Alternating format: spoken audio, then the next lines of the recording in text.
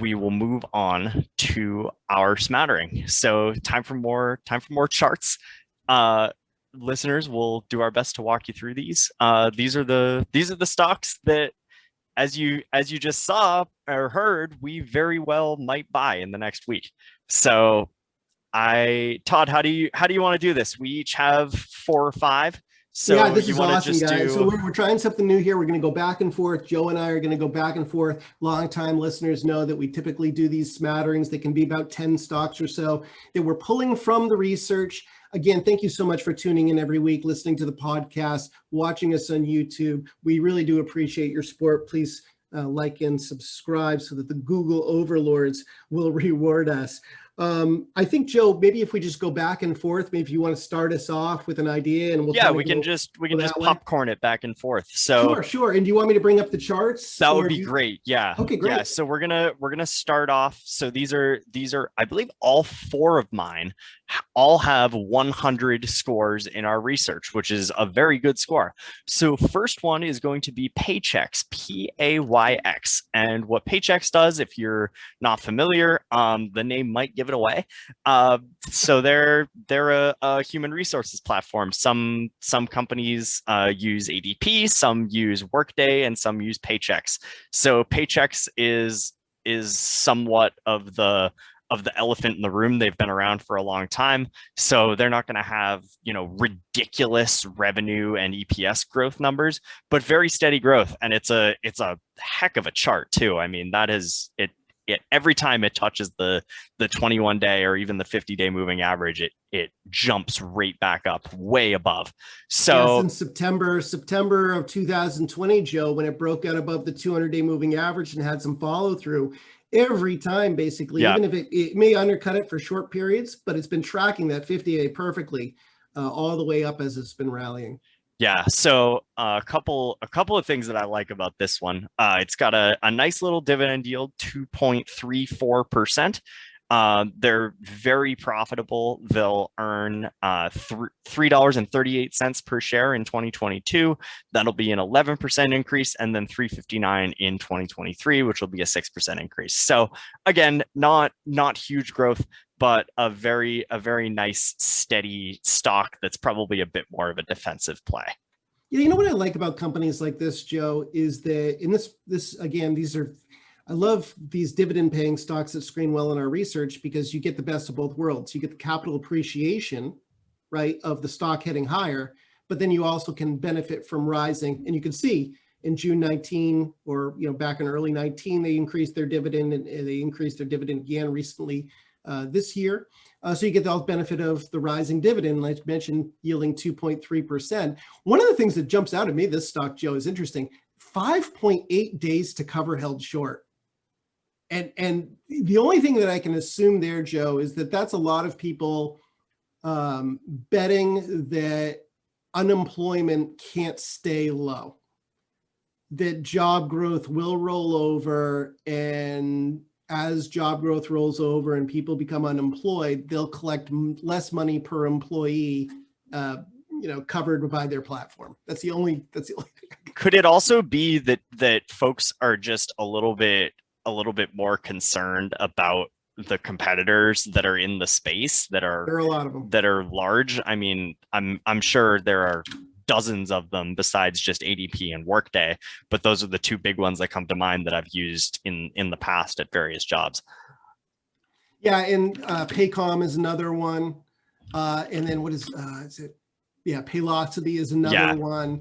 Yeah, there are a lot of kind of these up and coming disruptive digital footprint first kind of players that are kind of challenging ADP and Paychex. And maybe to your point, people are betting that they'll win market share away from these 2 legacy players. But that's a tough game in a way, because the legacy players are very well embedded into those large enterprise accounts, and they certainly have the deep enough pockets to be able to provide those same digital services over time, to basically pick the best of what's working for these smaller competitors. So it's an interesting space to watch, and certainly one worth adding to the watch list. So it's a good first one. I guess for my first one, Joe, I'm going to bring up Bristol Myers Squibb.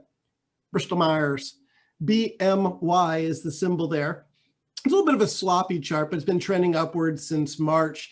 And again, one of the things we talked about on the show a couple of weeks ago is I really wanted to start to increase my exposure to the healthcare arena, because I do believe that the business cycle is maturing and we're getting more towards that mid and late cycle period where we're going to see tightening of interest rates and maybe a little bit more economic volatility that translates into stock price volatility.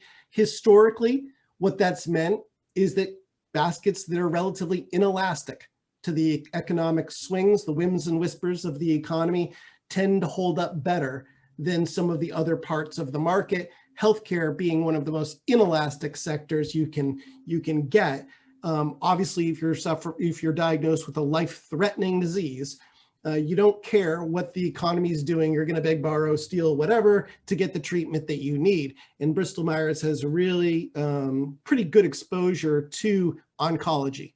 So, I mean, if you're diagnosed with cancer, that's a very inelastic diagnosis, right, Joe? So I think that Bristol Myers Squibb makes a lot of sense on those fronts. It is integrating still its Celgene acquisition. It has Abbvie, which is a PD-1 checkpoint inhibitor, which is one of the best-selling cancer drugs in the world. It also markets Revlimid, which it acquired when it bought Celgene, and it's got some new gene therapies, including CAR-Ts for multiple myeloma that have recently been approved, expected to earn $8.07 in 2022 and trading at $67 right now. So you're talking about like what, a 7 or 8 times forward PE ratio. I think that that's a pretty good deal for this company at these levels. What else can I tell you? Oh, and the dividend yield is about 2.9% there, Joe. Yeah. All right. So going into a completely different sector now. My next one is Yum Brands, YUM. So they operate Pizza Hut, KFC, and Taco Bell restaurants. They have over 50,000 restaurant locations across the world. So everybody knows this brand and these restaurants. Certainly everybody's eaten at least one of these, if not all 3, if not do you have a favorite, Joe? Do you have a favorite of these? Quite honestly, they're all good and bad in their own ways. I know the least favorite would be Taco Bell, but the favorite, I really couldn't choose. I think they're both incredibly mediocre. But well, that said, stuffed crust pizza though. That said, mediocre food makes money, so that's what we're here for. We're here for that awesome EPS growth there on the left. So you'll see 17% EPS growth from last year to this year, and another 11% from this year to next, which is pretty good considering that they already have 50,000 restaurant locations. So this is another 100 score in our research. You see there it's been trading pretty flat. The 21-day just dipped below the 50-day. So there's some room for this one to run up a little bit, and Todd's got the weekly chart up now, so you can see it's been challenging its old highs from 2019. Yeah, and Joe, I'm going to get a 1.7% dividend kicker on this one, which is nice. Going to repurchase $2 billion worth of common stock. They announced that in May, so you get that tailwind working for you. And I think it's really just kind of like that, hey, we're all vaccinated now. Let's get back in our cars and drive and go somewhere. And on our way, we're getting hungry. So let's swing in and get some food from one of these restaurants. That could be the big play there. That's right. All right, Todd, you're up. All right, sticking with healthcare on my side, bringing up Abbvie, ABBV is the ticker symbol there. And Abbvie is probably best known for Humira, which is a mega blockbuster drug. It is the best-selling drug of all time with well over $120 billion in total sales for that drug over its history.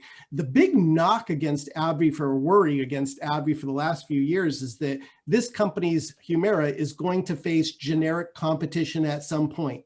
And when it does, because it accounts for such a large percentage of Abbvie's revenue, this company is going to suffer.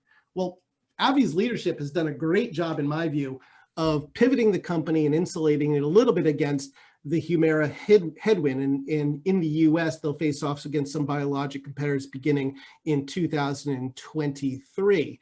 One of the reasons that this stock, I think, is rallying right now, Joe, and you can see on the chart that I've got displayed, that it is challenging its May high of 118. It's actually may challenge and clear into the pivot zone today on that stock, is because one of its deals was to buy the maker of Botox, Joe. And one of the hottest areas in medical right now in the post-COVID experience are aesthetic oriented companies. So, hey, listen, you know, COVID was rough on all of us. and certainly I think there's going to be an increase in people maybe who are going in for a Botox treatment. I would not be surprised, especially since companies like InMode recently, which does RF applications to improve, I guess, to do different treatments to your skin and everything. They just upped their guidance recently. I wouldn't be surprised if Botox is a big seller this quarter. So maybe that's one of the reasons that it's rallying. In the quarter ending March, up 51%, sales were to 13 billion per quarter. And you're still expected to see double-digit 19% EPS growth in 21 and 10% EPS growth in 22. And the other final thing I would say on this stock is that, you know, yes, they've known that Humira is going to be, you know, running into the end of its life, loss of exclusivity, LOE. And as a result, they've launched other drugs targeting Humira's indications, like Skyrizi in psoriasis. And that's now, like, I think the second most prescribed drug behind Humira within that indication. And of course, it has patent protection stretching out, you know, into the 2030s. So they're insulating themselves a little that way too. So again, nice dividend yield, 4.4%, defensive inelastic basket care and healthcare, and a potential tailwind from post-COVID interest in Botox. All right. So next up for me, I've got two left. We're going to go with Iron Mountain first, symbol there, IRM. So I used to own this stock, actually, bought in the mid 20s and sold in the low 40s. I do not own it currently, but might be interested at this price point. You see it touching the 21 and the 50-day moving averages there. Got a little bit of a kink to work out where the 21-day dipped below the 50-day. Not too worrying right now. This is a really strong, well-established company. So they deal with like document storage and disposal for companies. So they've been around for many, many years dealing with the physical documents. So they're essentially like a fire safe that you can bring all your company's important documents to and store them in a safe place rather than keeping them on site. So the big play for them for the future is going to be data centers, and so they're starting to pivot into this now. Also, I didn't mention this is a REIT, so it's a way to get into that sector. Really nice dividend yield of 5.6% that Todd is highlighting there. And this one is definitely worth watching. They're one of the, I'd say they're one of the behemoths in the industry. And so if they can get well established in the data center industry as well, they will be around for a very long time. And I think this is a pretty attractive price right now to consider buying at. Yeah, and look at this, Joe. I'll just pull up the monthly chart. This is all-time highs for the company. That is great. There's no more overhead supply on this stock.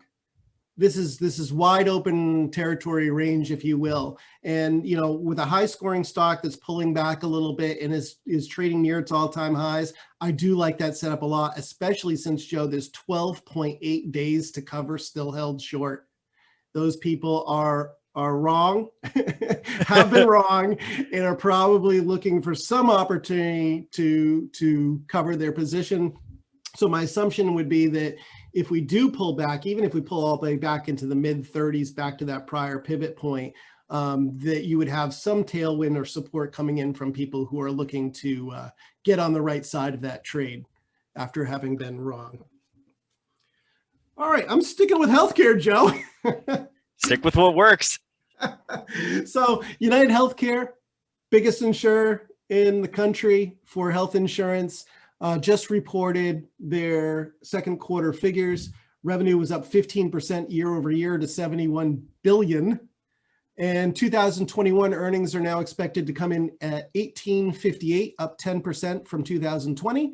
And 2022 growing another 15% to $21.41. So I think this is, it's not necessarily a cheap stock for a, you know, big behemoth company that's likely going to grow revenue in the mid to single digits, but it is the premier player. And Joe, listen, you know, the nation is getting older. More and more people are going to be going on to Medicare. They have a huge Medicare Advantage business, and people are living longer. So they're living longer, more people, you know, getting past that 65 years old, getting onto Medicare. They also have a big Medicaid business, and that business could benefit from any healthcare reform that expands Medicaid benefits to more people. So there are a lot of potential tailwinds, I think, and reasons to have United Healthcare in portfolios. And, you know, not a big dividend, but 1.4%, heck, we'll take that as a little bonus, if you will. All right.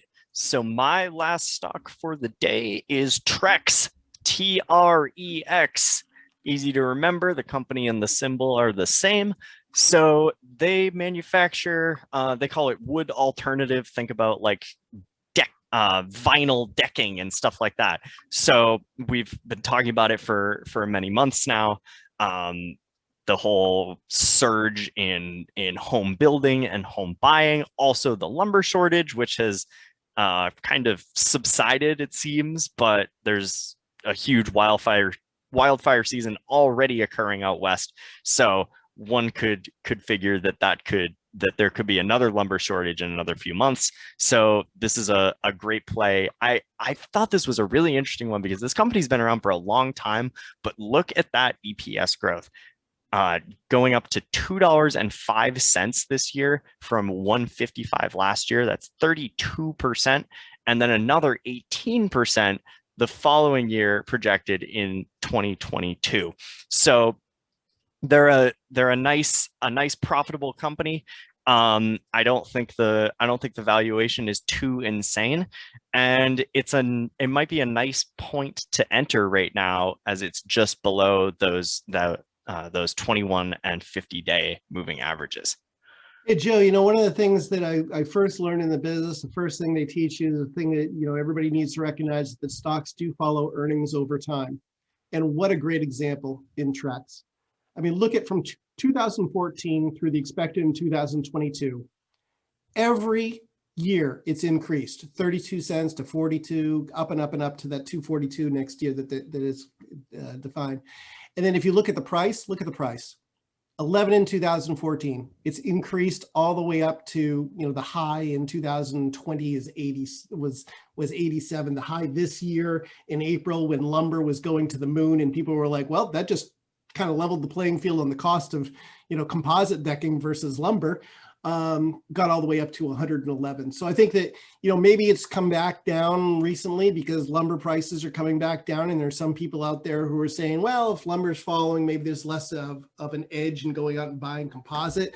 But regardless of lumber prices over time, people have been adopting, you know, Trex decking because, you know, you can get 20 years out of it without, you know, any kind of fading or cracking or needing to replace a rod or anything like that. So yeah, very interesting, and certainly a good reminder that yes, indeed, stocks do follow earnings over time, Joe. All right, my last one is, well, it's not a healthcare. Well, Joe, I'll let you be the decision maker on whether or not it's a healthcare company or not. It is Innovative Industrial Properties, IIPR.